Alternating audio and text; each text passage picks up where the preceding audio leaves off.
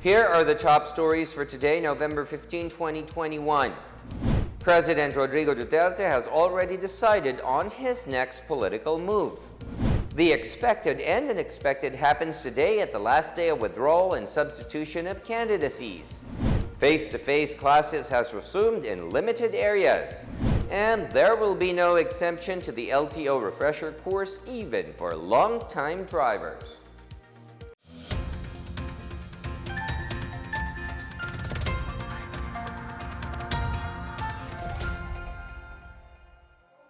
Good day, I am William Theo. Welcome to the PNA Newsroom.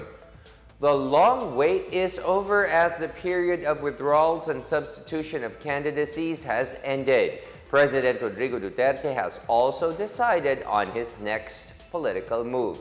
The details from Marita Mawahe. It's final. President Rodrigo Duterte is running for senator in the 2022 elections. His representative attorney Melchor Aranas filed his certificate of candidacy less than an hour before the period of cancellations and substitutions came to a close at 5 this afternoon. Duterte is joining the senatorial race under the PDDS party, replacing Mona Lisa Visorde. Some groups had been urging the president to run for vice president, but yesterday, his daughter, Mayor Inday Sara, announced that she is going for the country's second highest elective post. Some speculated that it would indeed be Duterte versus Duterte. Resigned the presidential spokesperson Harry Roque in his last official media event this morning had already hinted that the president and Sara will not be on a collision course. Wala naman pong problema sa samahan siguro na mag-ama. No? Ang sinabi lang ni Presidente, hindi nagkonsulta si Mayor Sara sa kanyang mga political plans, pero medyo siyempre nagtatampo dahil hindi nga siya nakonsulta. Pero alam niyo po, si Mayor Sara, paboritong anak po yan ng ating Presidente. Sabihin na lang natin na gaya ng kahit anong relasyong pamilya, minsan may tagpuhan, pero wala pong kaduda-duda, nagmamahalan po mag-ama. For the PNA Newsroom, I am Marita Muahe. The expected and unexpected happened during the last day of candidate substitution. Marita Muahe is back with more. Presidential spokesperson Harry Roque filed his certificate of candidacy for senator under the People's Reform Party, the former party of the late Senator Miriam Defensor Santiago. As such, today's press briefing would be his last. There are no details yet on who will take over as presidential spokesperson. Former PNP Chief Guillermo Eleazar is also joining the roster of senatorial candidates as he filed his certificate of candidacy via substitution. Eleazar is running under the ticket of Senator Ping Lacson. He replaces PWD advocate Paulo Capino, who withdrew his candidacy over the weekend. Former NTF-ELCAC official Antonio Parlade Jr. meanwhile filed his candidacy for president, replacing Katipunan ng Demokratikong Pilipino Bet Antonio Valdez. Over the weekend, the presidential daughter and Davao City Mayor Sara Duterte has filed her candidacy for vice president. She was represented by former PCGG acting chair Reynold Monsayak and other supporters. Mayor Duterte replaces Lakas CMD's Bet, Lyle Uy. For the PNA Newsroom, I am Marita Muahe. President Rodrigo Duterte said it was him who told Senator Christopher Lawrence Bongo to run for president. This after Go dropped his vice presidential bid following presidential daughter and Davao City Mayor Sara Duterte's decision to run for vice president. The president accompanied Go when the senator went to the Commission on Elections office in Intramuros, Manila on Saturday to file his certificate for candidacy for president under the Federismo ng Dugong Dakilang Samahan or PDDS. It is an allied party of the ruling Partido Demokratiko Pilipino Lakas ng Bayan or PDP Laban. President Duterte said he was surprised that his daughter filed her COC to run for vice president under Lakas Christian Muslim Democrats or Lakas CMD, despite being the top contender for president based on the recent surveys. Meanwhile, Mayor Sara Duterte said she opted to heed the clamor to serve the country. In a video message posted in her official Facebook account, she said she has thousands of supporters who cried last October 8 during the deadline for the filing of COC, and she cannot find it in her heart to make them cry again today. As such, she sees running for vice president is an opportunity to grant their desire and meet halfway. The camp of presidential candidate Bongbong Marcos adopts Mayor Sara, making it a stronger Marcos-Duterte tandem. The Department of Tourism is giving away limited edition beep cards and free passes to fully vaccinated tourists visiting Intramuros from November 15 to 30. The Department of Tourism said individuals who have completed their vaccination against COVID-19 within those days may enter Fort Santiago free of charge. Fully vaccinated individuals visiting Fort Santiago and Baluarte San Diego will receive free beep cards with a cap of 50 guests per day. DOT Secretary Berna Romulo Puyat is optimistic this move will encourage more people to get vaccinated against COVID-19. Meanwhile, Camiguin and 2 other destinations are scrapping the swab test requirement for fully vaccinated visitors.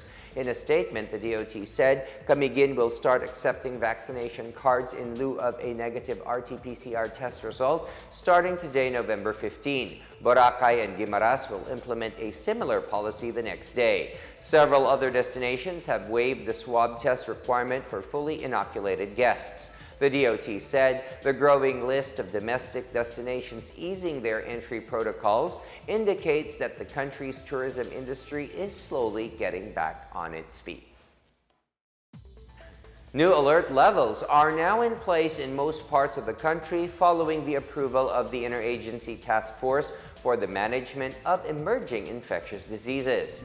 Areas placed under Alert Level 2 starting today until the end of the month are Metro Manila, Nueva Ecija, Bataan, Aurora, Pampanga, Bulacan, Tarlac, Zambales, Olongapo, Angeles City, Rizal, Cavite, Laguna, Batangas, Quezon, Lucena City, Bacolod City, Iloilo City, Negros Occidental, Capiz, Antique, Aklan, Iloilo Province, Guimaras, Negros Oriental, Lapu-Lapu City, Cebu City, Mandawi City, Cebu Province, and Bohol. Also placed under Alert Level 2 are Ilocos Sur, La Union, Pangasinan, Dagupan, Ilocos Norte, Tacloban, Southern Leyte, Samar, Ormoc City, Leyte, Biliran, South Cotabato, Sarangani, General Santos City, Sultan Kudarat, and North Cotabato.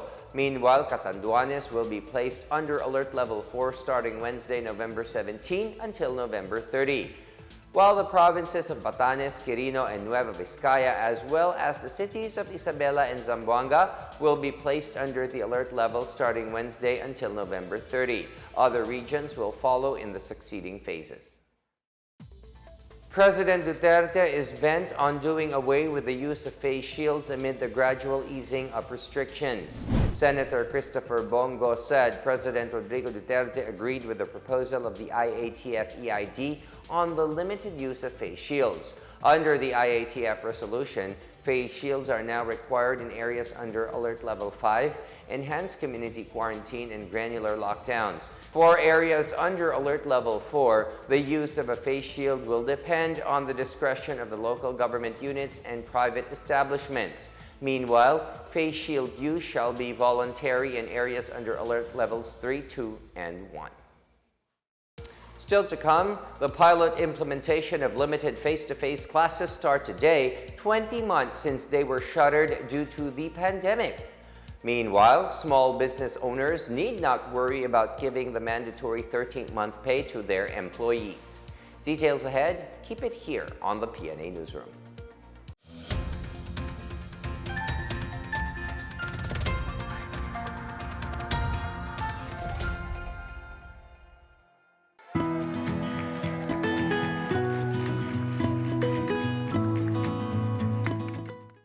The COVID-19 pandemic has greatly changed our lives for the worse. Lives and jobs were lost and economies reached a meltdown. Thanks to the arrival of safe and effective vaccines, we are one step closer to normalcy. It's time to do our part, get vaccinated for our safety and for our recovery. You are there in that community, go there and have yourself vaccinated by any of the vaccines available.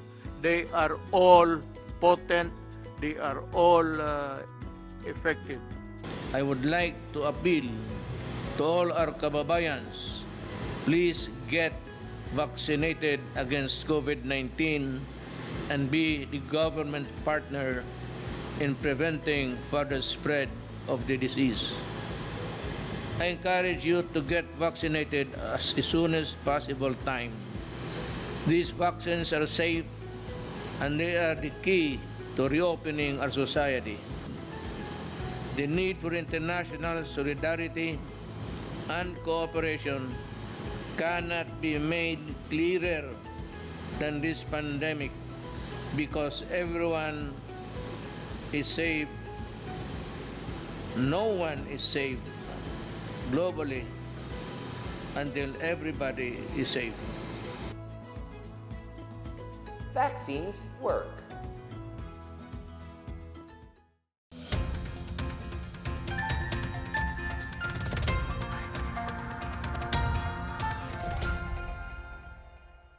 Some 100 public schools reopened to learners for limited in-person classes today.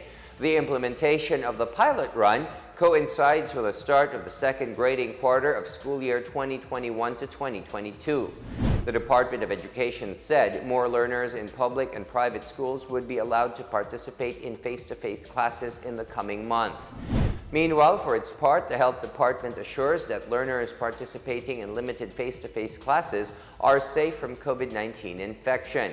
Health Undersecretary Maria Rosario Vergara said adequate ventilation and implementing minimal capacity inside classrooms are effective ways to prevent infections during classes. As a precaution, some schools have set up plastic barriers inside classrooms, separating students from the teachers and other learners. Meanwhile, the Philippine Red Cross also expressed its support for the reopening of limited face-to-face classes.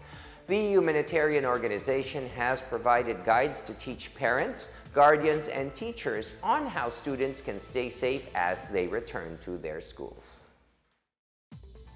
In Lanao del Norte, the Office of Civil Defense Region 10 distributed COVID-19 essential items to 6 pilot schools, which are now ready for limited face-to-face classes today.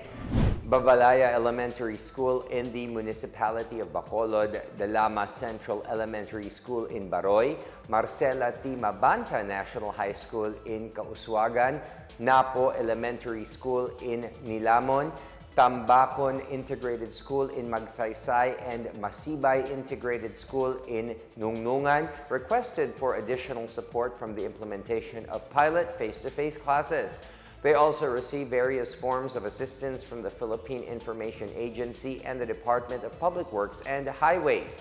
Meantime, OCD 10 Director Antonio Sugarol reminded teachers to follow the instructions of the Department of Education and the Department of Health that only fully vaccinated are allowed to teach physically in schools. More than 32% of the eligible population in northern Mindanao have been vaccinated against COVID-19. The city of Mati in Davao Oriental, meanwhile, vaccinated 50% of its target population.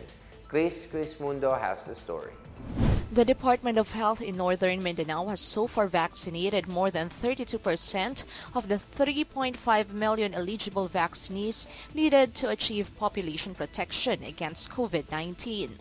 DOH-10 data showed fully vaccinated individuals have reached 1.1 million as of November 13. Local Health Support Division Chief Dr. David Mendoza said they are coordinating with stakeholders and local government units to reach the target by December this year.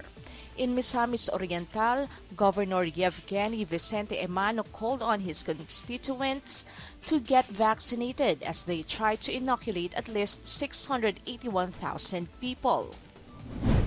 In Bataan, Bishop Ruperto Santos on Sunday announced that almost all members of various organizations at the Parish Church of St. Nicholas of Tolentino in Mariveles have been fully inoculated against COVID-19.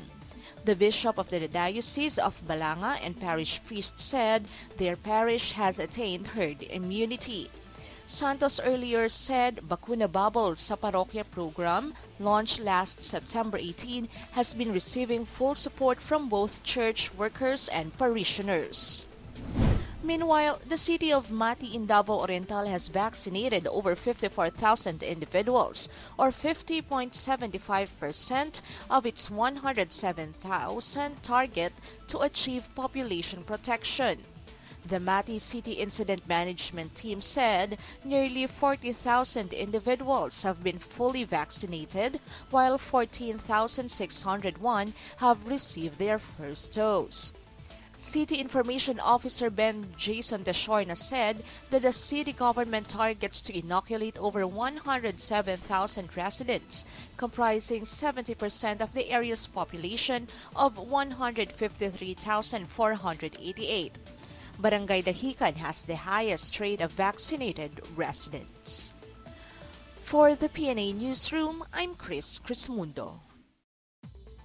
A former secretary of the Department of Agriculture remembers that the agriculture sector achieved its highest growth within the first year of the Duterte administration. Emmanuel Piñol said agricultural growth reached 3.9% in 2017, the first full year of the Duterte presidency, followed by a positive 1% growth in 2018.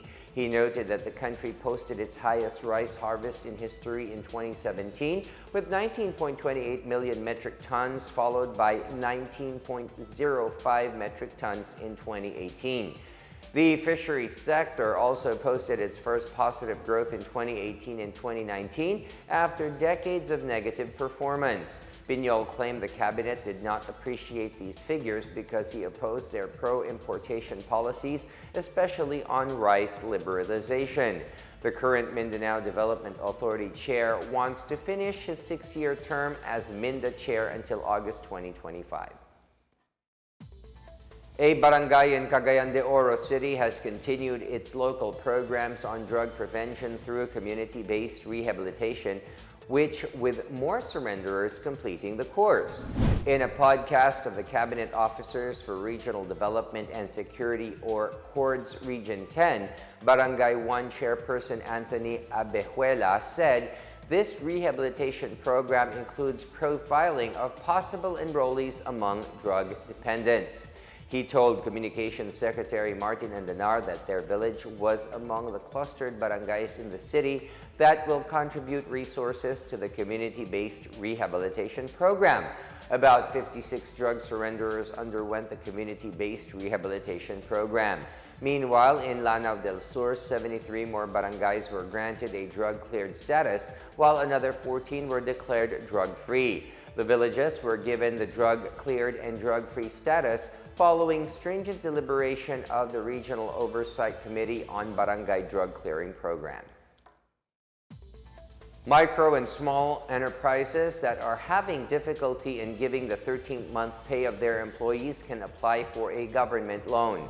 Labor Secretary Silvestre Bello III reminded employers that the grant of 13th-month pay is mandated by law. He, however, assured establishments that are still struggling amid the reopening of the economy of the government support through the Small Business Corporation. As of November 12, a total of 25 loan applications amounting to over 5.05 million pesos were already approved by SB Corp. It is a zero interest rate, no collateral loan that is payable in 12 months, inclusive of the 3-month grace period. Interested micro and small enterprise owners may apply at the SB Corp Borrower Registration System at www.bayanihancares.ph.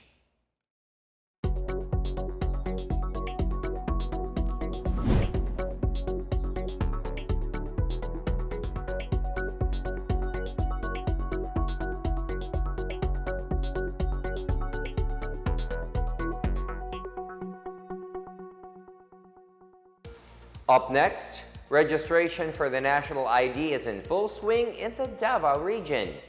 And no exception on the LTO refresher course, even for professional drivers. Back after a quick break, stay with the PNA Newsroom.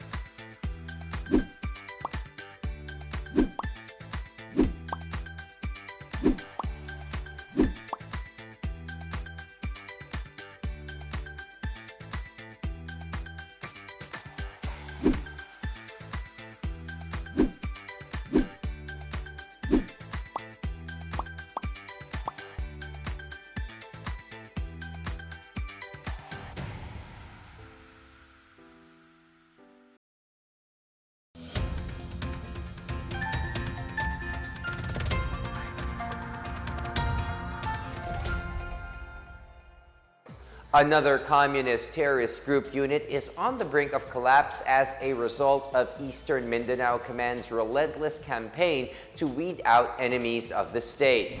9 more new People's Army leaders and members surrendered in Lupon, Davao Oriental in a span of 3 days. East Mincom identified them as members of the NPA Guerrilla Front 18 Sub-Regional Committee 2 Southern Mindanao Regional Committee. They surrendered on Friday to the combined military and intelligence units and the Philippine National Police in Kilometer 26, Barangay Maragatas. Another NPA leader identified as Jason Bansag Eliseo alias Rex surrendered on November 10 at Sitio Lunod, Barangay Don Mariano Marcos. East Mincom Commander Lieutenant General Greg Almerol assessed that GF-18 could not survive due to the loss of most of its key leaders and members. He urged the remaining CTG members to surrender. More people are expressing support for the Philippine Identification System, or PhilSys, in Davao Oriental and registering for the Philippine Identification Card, or the National ID. More than 40 million Filipinos have registered for the Philippine Identification Card as of November 10.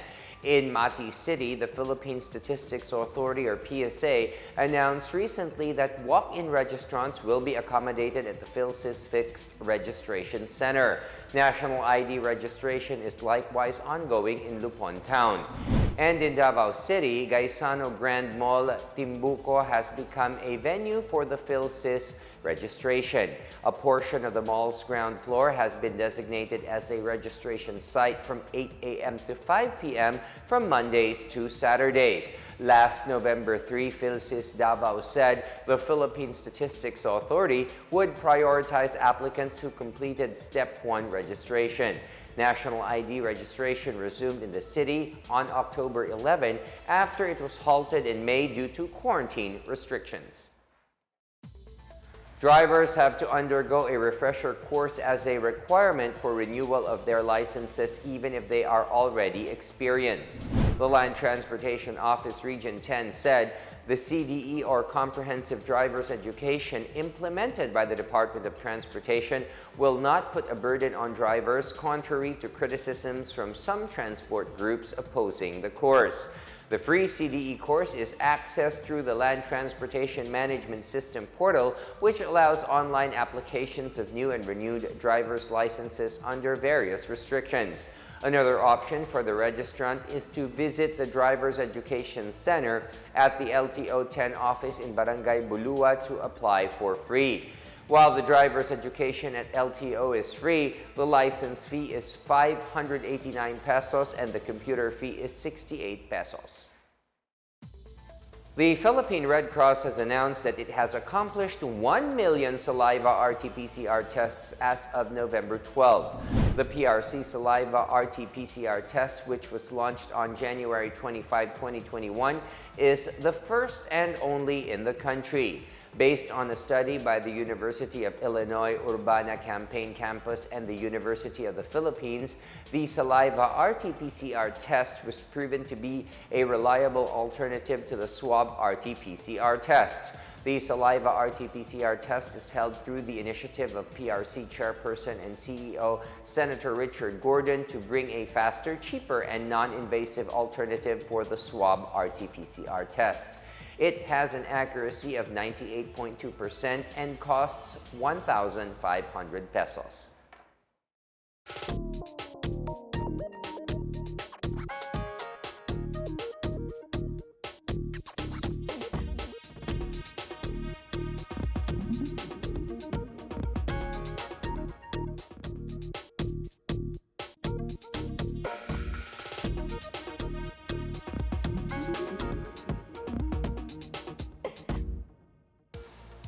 Let's take another look at today's biggest stories.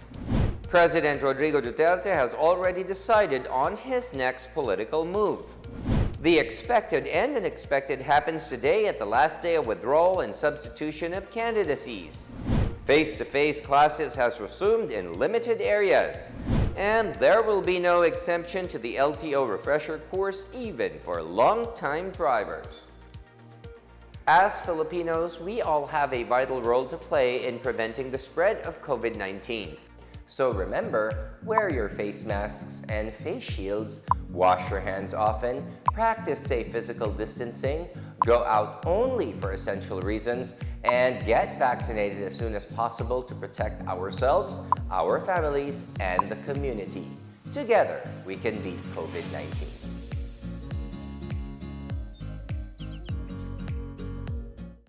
Thank you for watching another episode of the PNA Newsroom. For more news content, check our webpage or log onto the Philippine News Agency's Facebook and Twitter accounts. For more stories about the government and how it serves Filipinos, look for these hashtags in all of our social media platforms and websites. We are shown on the pages of the PCOO and its attached agencies. Also watch us on television on PTV4 and IBC 13. And it is 40 more days to go before Christmas. And that's your daily dose of the biggest stories that you need to know from the PNA Newsroom. We tell stories that inspire change. I am William Theo. Good day.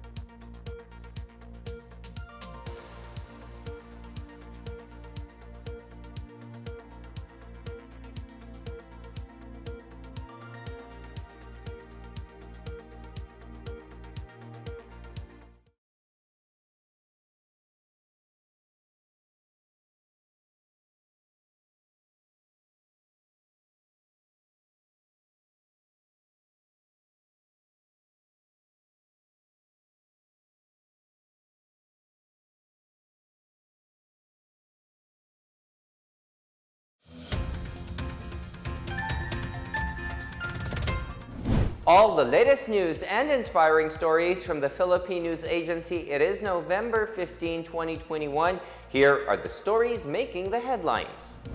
President Duterte has already decided on his next political move. The expected and unexpected happens today at the last day of withdrawal and substitution of candidacies. Face-to-face classes has resumed in limited areas. And there will be no exemption to the LTO refresher course, even for long-time drivers.